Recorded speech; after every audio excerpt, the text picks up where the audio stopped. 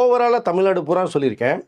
சென்னை மட்டுமே சொல்கிறேன், கிட்டத்தட்ட 80% வாய்ப்புகள் போகிற மாதிரி வாய்ப்புகள் வருது. அப்போது இந்த 15 to 20% வாக்குகள் வந்து விஜய் வருகையினால் மட்டுமே உயரும்.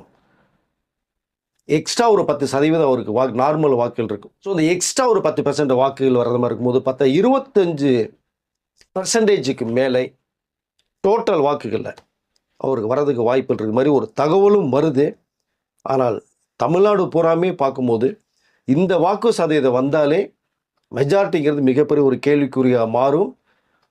ஒரு முறை வாய்ப்பு தாங்கன்னு சொல்கிறார் விஜய். மக்கள் வாய்ப்பு கொடுத்துட்டாங்கன்னா தனி மெஜாரிட்டி.